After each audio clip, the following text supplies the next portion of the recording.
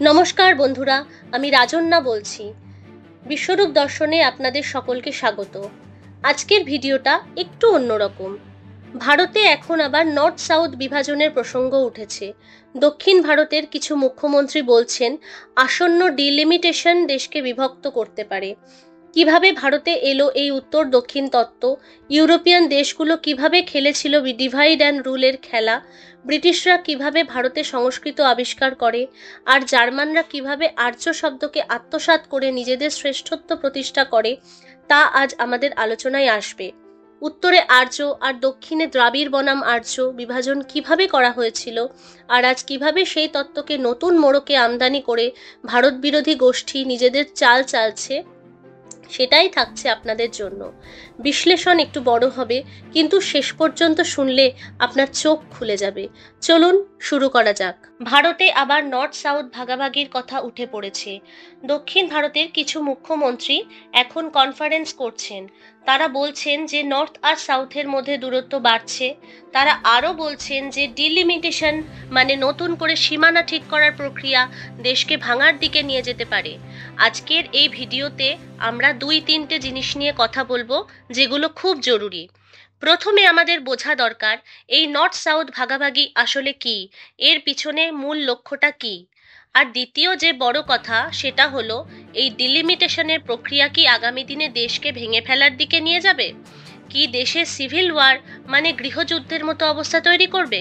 এই জিনিসগুলোকে আমরা আজ ইতিহাসের চোখ দিয়ে গভীরভাবে বোঝার চেষ্টা করব, যাতে তোমরা পুরোটা পরিষ্কারভাবে ধরতে পারো। যখন ইউরোপে ইন্ডাস্ট্রিয়াল রেভলিউশন চলছিল, তখন সেখানে অনেক দেশ ছিল, ব্রিটেন, ফ্রান্স, জার্মানি, ইটালি। এই দেশগুলো ইন্ডাস্ট্রিয়াল রেভলিউশনের কাজ করছিল, কিন্তু প্রত্যেকটা দেশ তখন ইন্ডাস্ট্রির দিকে না তাকিয়ে একটা বড় জিনিসের ওপর ফোকাস করত, তাদের ইতিহাস।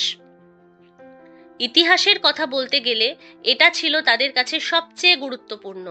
প্রত্যেক দেশ তখন ইউরোপে নিজের ইতিহাসকে সামনে যেমন ফ্রান্সের লোকজন বলতো, দেখো আমাদের ফ্রান্সের তো ইতিহাসে রেনেসা আছে, আমরা রেনেসার দেশ। ইটালি বলতো, আমাদের তো পুরনো রোমান সাম্রাজ্য ছিল, আমরা আজ সেই রোমান সাম্রাজ্যের আধুনিক রূপ।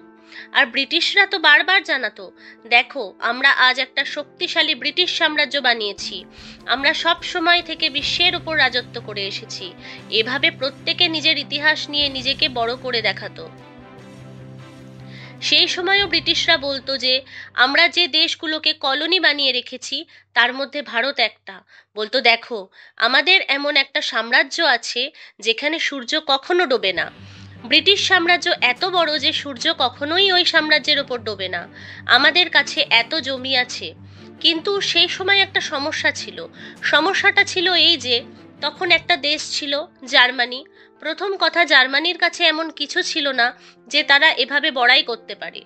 আর দ্বিতীয় কথা, ব্রিটেন, ফ্রান্স, ইটালির মতো দেশগুলো জার্মানিকে পিছিয়ে পড়া আর বর্বর দেখাতো। এরা জার্মানিকে নিচু দেখাতো আর তাদের স্কুলে ছাত্রদের মধ্যে এমন একটা গল্প ছড়িয়ে দিয়েছিল যে জার্মানি একটা বাজে, নোংরা, পিছিয়ে পড়া আর হিংস্র দেশ। কারণ জার্মানিতে সবসময় এমন লোক ছিল যারা লড়াকু স্বভাবের। তাই জার্মানির তখন একটা পরিচয়ের সংকট ছিল। যখন পৃথিবীতে ইন্ডাস্ট্রিয়াল রেভলিউশন চলছিল, যখন কলোনাইজেশন হচ্ছিল, তখন সবচেয়ে বড় ব্যাপারটা হলো জার্মানিও এই কলোনির দৌড়ে নামলো। কিন্তু জার্মানি এই কলোনির দৌড়ে একটু অন্যভাবে নামলো। জার্মানির উদ্দেশ্য ছিল না যে তাদের কলোনি দরকার। জার্মানির মূল মতলব ছিল এই দৌড়ে নেমে একটা পরিচয় তৈরি করা আর ইউরোপের অন্য দেশগুলোর সামনে সেই পরিচয় দেখানো। এই সময় একটা গুরুত্বপূর্ণ জিনিস হলো, ব্রিটিশরা যখন ভারতের মধ্যে তাদের পুরো সাম্রাজ্য বানিয়ে বসেছিল, তখন তারা ভারতের সংস্কৃত ভাষা আবিষ্কার করলো। সংস্কৃত ভাষা আবিষ্কার করে তারা ইউরোপে একটা বড় বুদ্ধিজীবী আন্দোলন শুরু করলো। তারা বলল, ভারতে একটা ভাষা পাওয়া গেছে যার নাম সংস্কৃত। এই ভাষা আবিষ্কারের পর যখন অন্য ইউরোপের দেশগুলোর কাছে এটা পৌঁছালো, তখন ফ্রান্স এই সংস্কৃতের ওপর খুব একটা জোর দিল না। কারণ ফ্রান্সের কাছে সবসময় একটা পরিচয় ছিল যে তারা সাহিত্য আর শিল্পের দেশ। ইটালিও সংস্কৃতের ওপর বেশি গুরুত্ব দিল না, কারণ তাদের কাছে ছিল প্রাচীন রোমান সাম্রাজ্যের গর্ব। ব্রিটিশরা শুধু বলল, আমরা ভারতে সংস্কৃত আবিষ্কার করেছি, কিন্তু এই সংস্কৃতকে যদি কেউ সত্যিই ধরল তবে সেটা ছিল জার্মানি। জার্মানি সেই সময়ে সংস্কৃতকে ধরে নিজের একটা পরিচয় তৈরি করতে চাইছিল। তখন কি হলো, জার্মানি সংস্কৃত পড়ার জন্য আলাদা আলাদা বিশেষজ্ঞ তৈরি করা শুরু করলো। সেখানে একটা স্কলারদের দল গড়ে উঠল। এই স্কলারদের দলের উদ্দেশ্য ছিল সংস্কৃত পড়া, সংস্কৃতের লেখা বইগুলো পড়া, সংস্কৃতের শব্দগুলো বোঝা, আর এই সবের মাধ্যমে জার্মানিতে একটা নিজস্ব পরিচয় গড়ে তোলা। তারপর কি হলো, সেই সময় তিনজন বড় বড় জার্মান স্কলার ছিল। প্রথম আর সবচেয়ে গুরুত্বপূর্ণ ছিল ম্যাক্স মুলার। তোমরা সবাই হয়তো এই নাম শুনেছ। এই লোকটার জন্য সংস্কৃত ভাষার যত ক্ষতি হয়েছে আর কারো জন্য হয়তো এতটা হয়নি। কিন্তু শুধু ম্যাক্স মুলার একা ছিল না, তার সঙ্গে ছিল হাস্টন চেম্বারলেন, আর তৃতীয় জন ছিল জোসেফ গোবিন।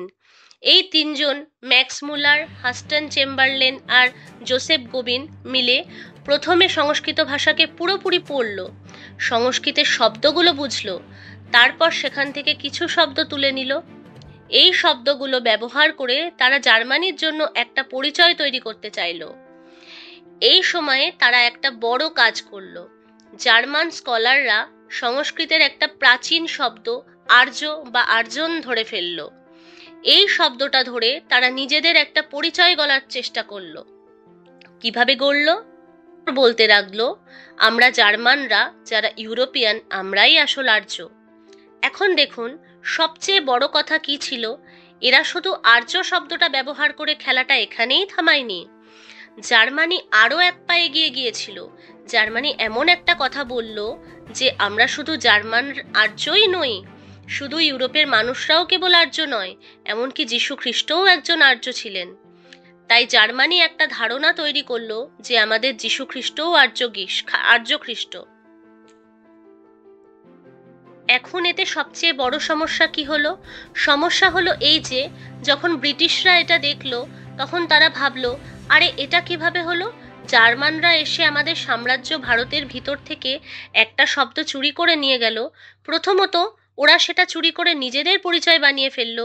আমাদের তো এর বিরুদ্ধে কিছু করতেই হবে। তাই এর জবাব দেওয়ার জন্য ব্রিটিশরা আলাদা পদক্ষেপ নিল। ব্রিটিশদের উদ্দেশ্য কি ছিল? ব্রিটিশদের প্রথম উদ্দেশ্য ছিল এই যে তারা জার্মানির এই আর্য পরিচয়কে আর ঠেকাতে পারবে না, কারণ জার্মানরা তো ইতিমধ্যেই একটা আর্য জার্মানি আর আর্য পরিচয় তৈরি করে ফেলেছে। তাই ব্রিটিশরা দুটো কাজ করলো।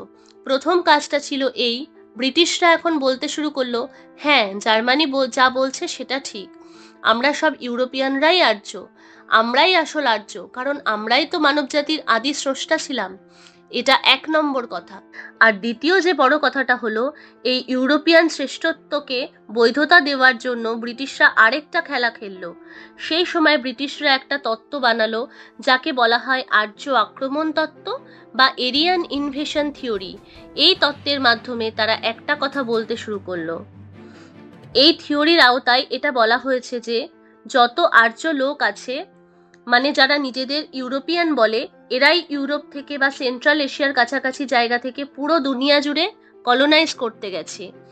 এই যে আর্য ইনভেশন থিওরি তৈরি করা হয়েছে, এটার পিছনে ব্রিটিশরা প্রথম যে কথাটা বলেছিল সেটা হলো, আমরাই সেই আর্য, আমরাই সেই ইউরোপিয়ান, আর আমরাই আসলে ইউরোপ থেকে প্রথমে ভারতে গেছি। এই আর্য ইনভেশন থিওরিতে দ্বিতীয় জিনিসটা দেখো, এই থিওরি লিখতে আর বানাতে লাখ লাখ পাউন্ড খরচ করা হয়েছে। তারপরে এই থিওরিতে আবার বলা হয়েছে যে আমরা যখন ভারতে গেলাম, মানে আমরা ইউরোপিয়ান আর্য লোকেরা, তখন ভারতে গিয়ে আমরাই সংস্কৃত ভাষা তৈরি করেছি। আমরা ইউরোপিয়ানরাই ভারতীয়দের সংস্কৃত দিয়েছি। শুধু সংস্কৃতই নয়, সংস্কৃতে লেখা সব বেদ, যেমন ঋগ্বেদ, যজুর্বেদ, সামবেদ, অথর্ববেদ, এই 4টে বেদও আমরা ইউরোপিয়ানরা লিখে নিয়েছি, ইউরোপিয়ানরা গিয়ে লিখেছি। কি মজার কথা না? আমাদের সংস্কৃতকে আবিষ্কার করার পর শুধু চুরি করা হয়নি, চুরি করে এরা পুরো কনসেপ্টটাকেই নিজেদের বলে দাবি করেছে। কারণ তখন এদের মনে একটা ভয় ছিল, একটা ইনসিকিউরিটি ছিল যে ভারতের মতো একটা দেশ 2000-3000 বছর আগে কিভাবে এত বড় সংস্কৃত ভাষা তৈরি করতে পারে, আর সেই সংস্কৃতে কিভাবে ঋগ্বেদ, যজুর্বেদ, সামবেদ, অথর্ববেদের মতো এত গুরুত্বপূর্ণ আধ্যাত্মিক আর দার্শনিক লেখা লিখতে পারে। তাই এই ইনসিকিউরিটি আর কমপ্লেক্স থেকে এরা বলে দিয়েছে যে আমরাই ভারতে গিয়ে এই সংস্কৃত ভাষা তৈরি করেছি, এই বেদগুলো লিখেছি। আর আজকের দিনে ব্রিটিশরা এর থেকেও একটা নতুন দৃষ্টিকোণ বার করেছে। সেই সময় ব্রিটিশরা এই কথাটা বলল যে দেখো, আজ যখন ব্রিটিশ আবার ভারতকে কলোনাইজ করতে এসেছে, মানে ভারতকে আবার নিজেদের দখলে নিয়ে এখানে নিয়ন্ত্রণ করছে, তখন এটা কোনো রকম বেআইনি কাজ নয়, বরং এটা তো ভারতের একটা পুনরাবিষ্কার। এই ভারত একসময় আমাদেরই ছিল, তাই আমরা এখন ফিরে এসেছি। এইভাবে তারা তাদের কলোনিয়ালিজমকে, মানে উপনিবেশ তৈরির কাজকে নৈতিকভাবে ঠিক বলে জাস্টিফাই করলো। বলল এই কলোনিয়ালিজমটা আসলে একটা পুনরাবিষ্কার, এতে কিছু ভুল নেই। এখন এই ঘটনার পরে সবচেয়ে সুন্দর জিনিসটা কি হলো জানো? এই কাজটা হওয়ার পরে সবচেয়ে বড় পয়েন্ট যেটা সামনে এলো সেটা হলো তারা কোনো প্রমাণকে সাপোর্ট করলো না। যে প্রমাণগুলো বলছিল যে আর্যরা আসলে ভারতেরই লোক ছিল। আজকের দিনে তুমি যদি ভারতের ঋষিদের দেখো, যে ঋষিরা বেদ লিখেছিলেন, যাদের নিয়ে ইতিহাসে জিনিয়ালজিক্যাল টেক্সট আছে, সেই সব টেক্সটকে তারা নাকচ করে দিল।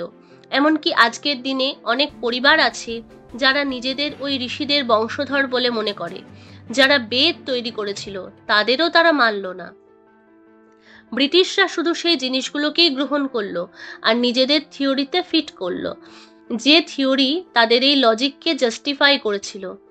এখন সবচেয়ে বড় প্রশ্নটা আসে, যখন ব্রিটিশরা এই রকম একটা থিওরি তৈরি করলো, তখন এই থিওরির পরে তারা কি করলো?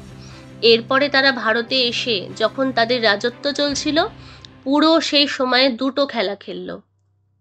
এই আর্যন ইনভেনশন থিওরি নিয়ে তারা প্রথম যে কাজটা করলো সেটা হলো ভারতের উত্তরের অংশে, মানে নর্দার্ন পার্টে তারা বলতে শুরু করলো যে তোমরা যারা উত্তরে থাকো তোমরা সবাই আর্য, আমরা তোমাদের পুনরাবিষ্কার করেছি। আর যেহেতু আমরা তোমাদের পুনরাবিষ্কার করেছি, তাই আমরা তোমাদের কাছে আজ ফিরে এসেছি। তোমাকে ঠিক করতে, মানে তোমাকে আরো ভালো করতে ব্রিটিশরা এই আইডিয়া বার করেছিল, যেটাকে আজ আমরা টেক্সট বুকের ভাষায় হোয়াইট ম্যানস বার্ডেন বলে চিনি। এই হোয়াইট ম্যানস বার্ডেন মানে হলো গোড়া লোকেদের একটা দায়িত্ব যে তারা এই পৃথিবীর যেসব জায়গা তাদের মতে অসভ্য সেগুলোকে সভ্য করে তুলবে।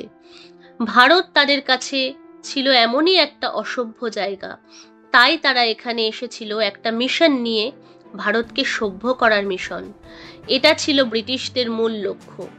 তো তারা প্রথমে উত্তর দিকে, মানে নর্দার্ন পার্টে এই কথা বলা শুরু করলো, দেখো আমরা এসেছি তোমাদের আবার সভ্য করতে, তোমাদের ঠিকঠাক করে দিতে। কিন্তু সেই সময়ে যখন তারা উত্তরে এই খেলা খেলছিল, দক্ষিণ দিকে মানে সাউদার্ন পার্টে তারা একটা আলাদা খেলা শুরু করে দিল। আর এই দক্ষিণে তারা ডিভাইড অ্যান্ড রুল, মানে ভাগ করে শাসন করার বীজ বুনতে শুরু করলো। দক্ষিণে এসে ব্রিটিশরা আরেকটা জিনিস বলল, তারা এবার একজন লোকের সাহায্য নিল যার নাম ছিল রবার্ট ক্যালডওয়েল। এই রবার্ট ক্যালডওয়েল ছিল একজন মিশনারি, মানে সে এসেছিল ভারতে যিশু ধর্ম ছড়াতে। এই লোকটা প্রথমে কি করলো, সে গিয়ে মাদ্রাস প্রেসিডেন্সিতে থাকতে শুরু করলো। তখন মাদ্রাস প্রেসিডেন্সি মানে দক্ষিণ ভারতের পুরো এলাকা ব্রিটিশদের হাতে ছিল। রবার্ট ক্যালডওয়েল যখন সেখানে গেল, তখন দেখলো যে এখানকার মানুষজন আলাদা আলাদা ভাষায় কথা বলে। কেউ তামিল বলে, কেউ তেলুগু বলে, কেউ মালয়ালম বলে, কেউ কন্নড় বলে, মানে এদের ভাষা একেবারে আলাদা। তাহলে রবার্ট ক্যালডওয়েল সেই সময় ব্রিটিশদের একটা সোজা কথা বলেছিল। সে বলেছিল, দেখো তোমরা উত্তরে গিয়ে শুধু আর্য আর্য করে কথা বলতে থাকো, কিন্তু যারা দক্ষিণ ভারতের মানুষ, যারা দ্রাবিড় ভারতের, যাদের দ্রাবিড়ীয় ভাষা আছে, তাদের তো ভাষাই আলাদা। তাহলে এখানে কেন না ভাগ করো আর রাজ করো খেলা যায়।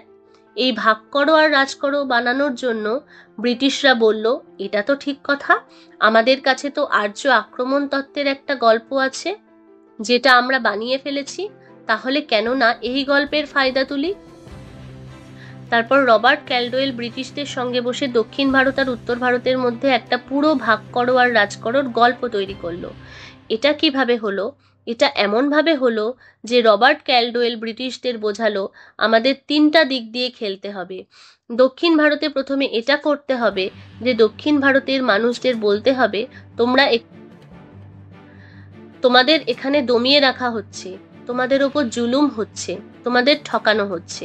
দ্বিতীয়ত, তাদের বোঝাতে হবে যে এখানে একটা শক্তি আছে, একটা দল আছে যারা তোমাদের দমাচ্ছে, জুলুম করছে আর ঠকাচ্ছে। আর তৃতীয়ত, দক্ষিণ ভারতের মানুষদের এত বড় ভুক্তভোগী বানিয়ে দেখাতে হবে, এতটাই তাদের দুঃখের গল্পে ভরিয়ে দিতে হবে যে কালকে যদি আমরা বলি খ্রিস্টান ধর্মে ঢোকো, তাহলে তারা সঙ্গে সঙ্গে রাজি হয়ে খ্রিস্টান হয়ে যাবে। এই পুরো তত্ত্বটা কাজে লাগানোর জন্য 3টা ধাপে কাণ্ড চালানো হলো। প্রথমে দক্ষিণ ভারতের মানুষদের মানে সার্দার্ন ইন্ডিয়ার লোকেদের বলা হলো, তোমাদের দমানো হচ্ছে, তোমাদের উপর জুলুম হচ্ছে, তোমরা ঠকছো। আর যারা এই দমানো, জুলুম করা, ঠকানোর কাজ করছে তারা আর কেউ না, উত্তরের আর্যরা, তারাই এর পিছনে আছে। এখন এই ব্রিটিশরা এখানে একটা ভাগ করো আর রাজ করো খেলা খেলেছে। প্রথমে এরা উত্তর আর দক্ষিণের মধ্যে একটা ফারাক তৈরি করতে চাইলো। এরা বলল, উত্তরে থাকে আর্যরা আর তোমরা দক্ষিণে দ্রাবিড়। এরা এই বীজটা মাথায় ঢুকিয়ে দিল যে আর্যরা তোমাদের ওপর চাপ দিচ্ছে, তোমাদের দমিয়ে রাখছে। এই ভাবনাটা এরা ছড়িয়ে দিল। তারপর দ্বিতীয় ধাপে এরা আরেকটা কথা বলল, এই আর্যরা সবসময় তোমাদের ওপর হুকুম চালাবে, তোমাদের দমিয়ে রাখবে। কেন? কারণ এদের মতলব হলো নিজেদের ভাষা তোমাদের ওপর চাপিয়ে দেওয়া। এদের ভাষা হলো সংস্কৃত, আর সংস্কৃত থেকে এসেছে হিন্দি। তাই তোমাদের বোঝা দরকার যে শুধু আর্যদের সঙ্গে লড়াই নয়, এদের ভাষা সংস্কৃত আর হিন্দির সঙ্গেও তোমাদের লড়তে হবে। এরপর তৃতীয় ধাপে এরা আরেকটা খেলা খেললো। ব্রিটিশরা বলতে শুরু করলো, দেখো এই আর্যরা যাদের ভাষা সংস্কৃত আর হিন্দি, এরা সবাই সনাতন ধর্ম মানে। এরা ঋগ্বেদ, যজুর্বেদ, সামবেদ, অথর্ববেদে বিশ্বাস করে। তাই তোমাদের জন্য এই সনাতন ধর্ম আর বেদগুলোও একটা সমস্যা। আর এই সমস্যা শুধু এটুকুই নয়, এটা এই কারণেও বড় যে তোমরা দ্রাবিড়, তোমাদের ভাষা আলাদা, তোমাদের চিন্তা ভাবনা আলাদা। তাই তোমাদের পুরো সবকিছুই এদের থেকে আলাদা করে দেখতে হবে। এভাবে এরা একটা ভাগাভাগির খেলা খেলে গেল। তোমার ভাবনাটা তো বরং খ্রিস্টান ধর্মের কাছাকাছি, তাহলে তুমি তো আসলে আমাদের খ্রিস্টান ধর্মেরই একটু পিছিয়ে পড়া ভাই। তুমিই তো আমাদের ছড়িয়ে ছিটিয়ে থাকা খ্রিস্টান ভাইদের একজন। তাই আমরা এখানে এসেছি তোমাদের আবার খ্রিস্টান ধর্মে ফিরিয়ে আনতে। এই খেলাটা যখন পুরোপুরি বোঝানো হলো, তখন এই খেলায় কি হলো? ব্রিটিশরা 1910 সাল পর্যন্ত দক্ষিণ ভারতের মধ্যে এমন একটা গল্প তৈরি করে ফেললো যে তারা দক্ষিণ ভারতের লোকেদের বলতে শুরু করলো, তোমরা দ্রাবিড়রা, তোমাদের ওপর প্রথমে উত্তরের আর্যরা জুলুম করছে, তাই তোমাদের লড়াইটা তাদের সঙ্গে করতে হবে। 1910 সাল নাগাদ ভারতে এমন একটা পরিস্থিতি তৈরি হয়ে গিয়েছিল যে এই খেলাটাকে আরও বাড়াতে ব্রিটিশরা দক্ষিণ ভারতের দ্রাবিড় মানুষদের মনে প্রথমে এই বিষ ঢুকিয়ে দিল, তোমাদের পরিচয়, তোমাদের ভাবনা উত্তরের লোকেদের থেকে আলাদা। এই কারণেই দেখো আজকের দিনেও দক্ষিণ ভারতের মানুষ বারবার বলে, আমরা তোমাদের থেকে আলাদা, কিন্তু আসলে তোমরা সবাই ভারতীয়, কারো থেকে আলাদা নও। তবু এই বিষয়টা তোমাদের মনে ভরে দেওয়া হয়েছে যে তোমরা তাদের থেকে আলাদা, তোমরা দুজনে এক হয়ে পুরো ভারতের অংশ হতে পারো না। তারপর আরেকটা জিনিস দেখো, দক্ষিণ ভারতের দ্রাবিড়দের মনে আরেকটা বিষ ভরা হয়েছে যে তোমাদের লড়াই আর্যদের সঙ্গে, আর্যরা সংস্কৃত ভাষায় বিশ্বাস করে, তাই তোমাদের লড়াই সংস্কৃতের সঙ্গে। সংস্কৃত থেকে এসেছে হিন্দি, তাই তোমাদের লড়াই হিন্দির সঙ্গে। আর সংস্কৃত ভাষায় লেখা আছে বেদ, তাই তোমাদের লড়াই বেদের সঙ্গে। বেদ আজকের দিনে সনাতন ধর্মের অংশ, তাই তোমাদের লড়াই সনাতন ধর্মের সঙ্গে। এই কারণেই দেখো 1.5 বছর আগে তামিলনাড়ুতে ইরেডিকেট সনাতন ধর্ম নামে একটা সম্মেলন হয়েছিল, আর ওখানে আলোচনা হয়েছিল। তারপর ডিএমকে আর অন্যান্য পার্টির অনেক নেতা এই কথাগুলো বলেছিল যে সনাতন ধর্ম মানে ম্যালেরিয়া, মশা, পোকা, এটাকে একেবারে শেষ করে দেওয়া দরকার। মনে করে দেখো, এই কথা বলার পরেও খেলা থামেনি। এরপর এরা আরও বলল, তোমার লড়াই শুধু সনাতন ধর্মের সঙ্গে নয়, শুধু বেদের সঙ্গেও নয়। তারপর এরা বলল, তোমার লড়াই এদের সঙ্গে এই কারণেও আছে, কারণ তুমি আসলে খ্রিস্টান, আর এই কারণেই রবার্ট ক্যালডওয়েলের মতো লোকজন দক্ষিণ ভারতের মধ্যে খ্রিস্টান ধর্ম ছড়িয়ে দিয়েছে। আজকের দিনে এই সমস্যাটা বোঝো। এই সমস্যা এমন ছিল যে 1910 সাল পর্যন্ত উত্তর আর দক্ষিণ ভারতের মধ্যে একটা ভাগাভাগি তৈরি করে দেওয়া হয়েছিল। উত্তর বনাম দক্ষিণের এই ভাগাভাগির মধ্যে বিষ ঢুকিয়ে দেওয়া হয়েছিল, আর এই বিষ দিয়ে পুরো প্রক্রিয়াটা এমনভাবে খেলা হয়েছিল। কিন্তু খেলা এখানেই থেমে যায়নি, এই খেলা আরও এগিয়ে গেছে। কেন এগিয়েছে? কারণ ব্রিটিশরা যখন বুঝে গেল যে আমরা উত্তর আর দক্ষিণের মধ্যে ভাগাভাগি তৈরি করে ফেলেছি, দক্ষিণের মানুষদের উত্তর থেকে আলাদা করে তাদের পরিচয় আলাদা, ভাষা আলাদা, আর তাদের সনাতন ধর্ম থেকে আলাদা করে খ্রিস্টান ধর্মের সঙ্গে জুড়ে দেওয়ার খেলা খেলে ফেলেছি, তখন তারা ঠিক করলো এবার উত্তরেও কোনো একতা চায় না, দক্ষিণেও কোনো একতা চায় না। উত্তর আর দক্ষিণের মধ্যে ভাগাভাগি একটা আছে ঠিকই, কিন্তু এবার আরেকটা কাজ করতে হবে। সেটা হলো উত্তর আর দক্ষিণ যেন কখনো এক না হয়। আর এই ভাগাভাগি ভাঙার জন্য কি করা হলো? 1910-এর দশকে ব্রিটিশরা একটা নতুন খেলা শুরু করলো, যার নাম ছিল কাস্ট কনস্পিরেসি। এটা কিভাবে এলো? যখন ব্রিটিশরা ভারতে এসেছিল, তখন ভারতে বর্ণ ব্যবস্থা ছিল। 4টে বর্ণ ছিল। প্রত্যেক বর্ণের মধ্যে আলাদা আলাদা জাত ছিল। প্রত্যেক জাত আলাদা আলাদা কাজ করত, আর প্রত্যেক জাত নিজেকে একটা বর্ণের মধ্যে খুঁজে নিত। কিন্তু ব্রিটিশরা যখন ভারতে এলো, তখন তারা এই সমাজের গঠন বুঝতে পারল না। এই সমাজের কিছুই তাদের মাথায় ঢুকলো না। এই বর্ণ ব্যবস্থাটা কি জিনিস সেটাই ওরা বুঝতে পারেনি। ওদের মাথায় ঢোকেনি যে প্রত্যেকটা বর্ণের ভিতরে জাতগুলো কিভাবে ভাগ করা আছে, আর সেই জাতগুলো কিভাবে বর্ণের মধ্যে থেকে নিজের কাজ করে একটা সমাজকে টিকিয়ে রাখে। এখন যখন ওরা এসব বোঝেইনি, তখন ওরা প্রথমে একটা খেলা খেললো। খেলাটা এমন, ওরা বলল, ভাই আমরা তো এই বর্ণ বুঝি না, জাতও বুঝি না। তাই ওরা বর্ণ আর জাতিকে একসঙ্গে মিশিয়ে একটা নতুন শব্দ বানালো। সেই শব্দের নাম দিল কাস্ট। এই কাস্ট শব্দটা এমন একটা জিনিস যেটা আজকের দিনে ভারতের কোনো ধর্মের বইয়ে বা সমাজের কোনো লেখায় পাওয়া যায় না। এটা পুরোপুরি ব্রিটিশদের বানানো শব্দ। ওরা জাত আর বর্ণকে মিশিয়ে জোর করে মুচড়ে নিজেদের সুবিধা মতো এই শব্দটা তৈরি করলো। কিন্তু শুধু শব্দ বানালেই তো খেলা শেষ হয় না, শব্দটা বললেই হয় না, লিখতে হবে, সমাজের মধ্যে সেটাকে চালাতে হবে, দেখাতে হবে যে এটা কাজ করছে। এই কাজটা করার জন্য ব্রিটিশরা একজন লোকের সাহায্য নিল। তার নাম ছিল হারবার্ট রিসলে। এই হারবার্ট রিসলে ভারতের মধ্যে প্রথম একটা সেন্সাস করলো। সেই সেন্সাসের নাম দিল কাস্ট সেন্সাস।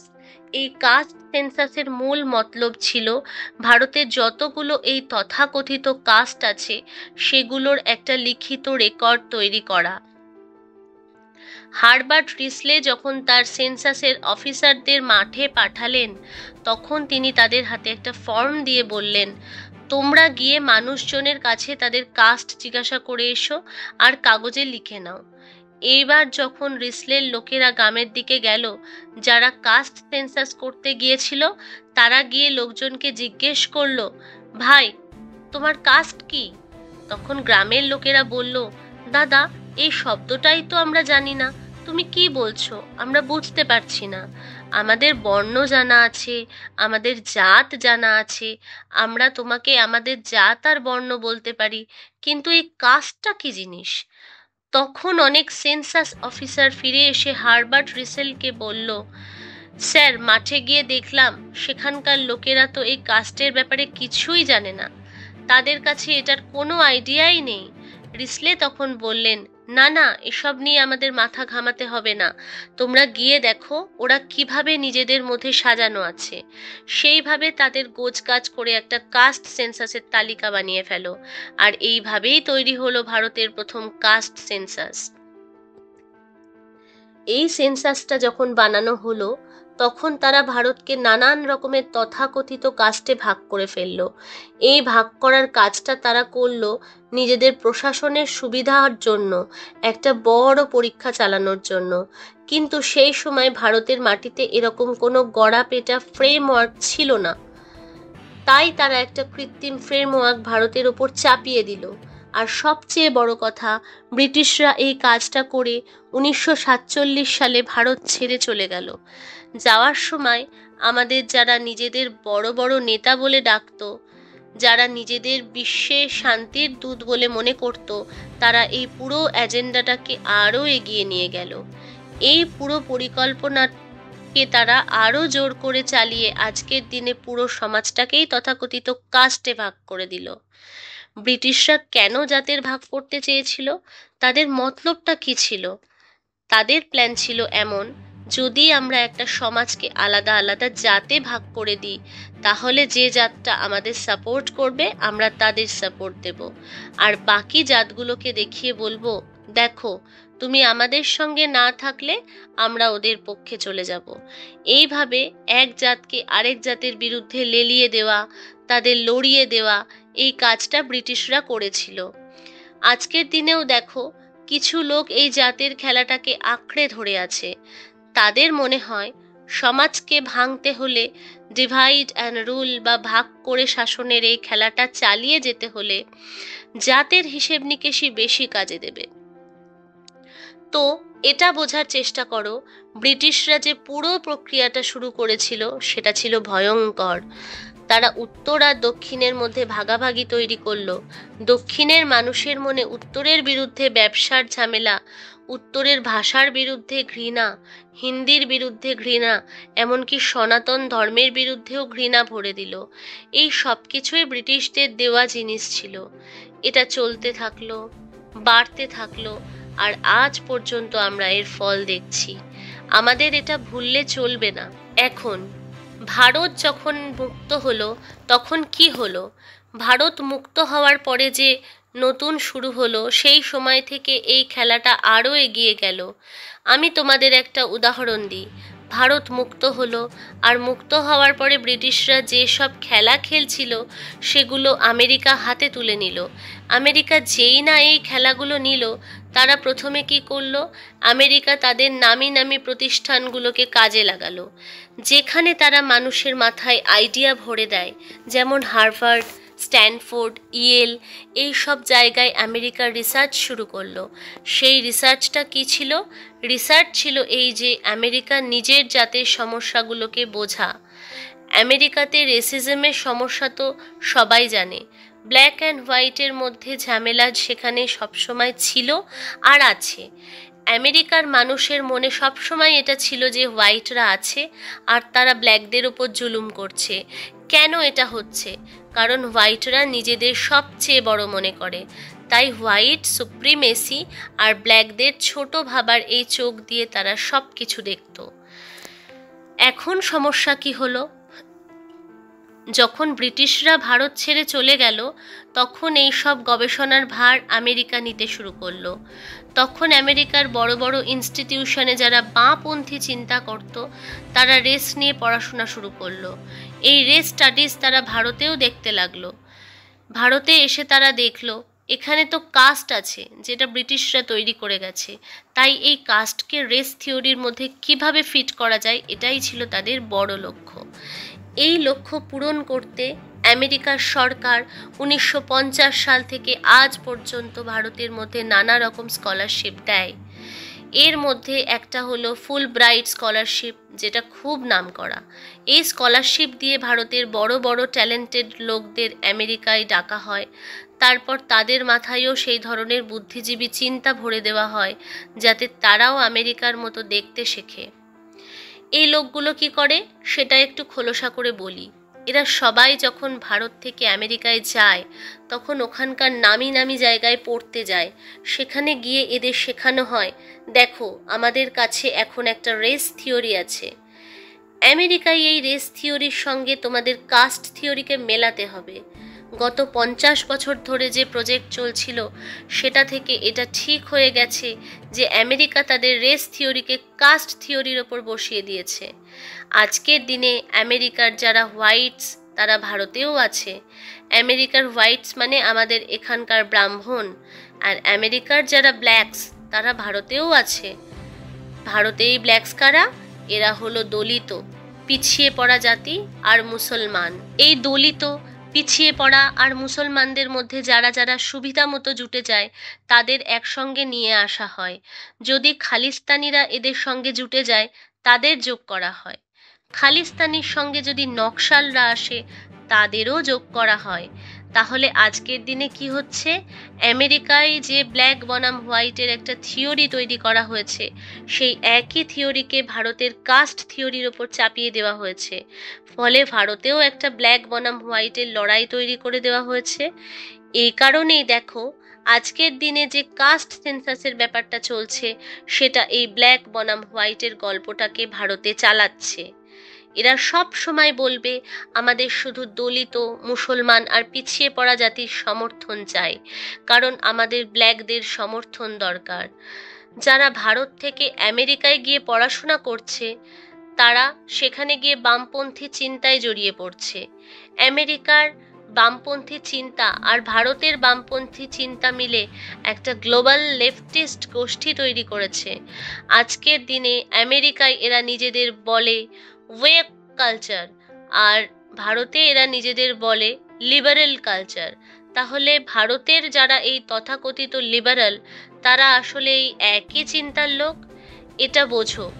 এই উত্তর দক্ষিণ ভাগটা শুধু ব্রিটিশদের ষড়যন্ত্র নয়, উত্তর দক্ষিণ ভাগের পর এখন আমেরিকার একটা খেলা চলছে। আমেরিকা আজকের দিনে যে খেলাটা খেলছে সেটা এই উত্তর দক্ষিণ ভাগের সঙ্গে মিলেমিশে ভারতের মধ্যে ঢুকে গেছে। আশা করি এই ভিডিওর পর আপনারা এই পুরো খেলাটা, পুরো চিন্তাটা ভালো করে বুঝতে পেরেছেন। ধন্যবাদ।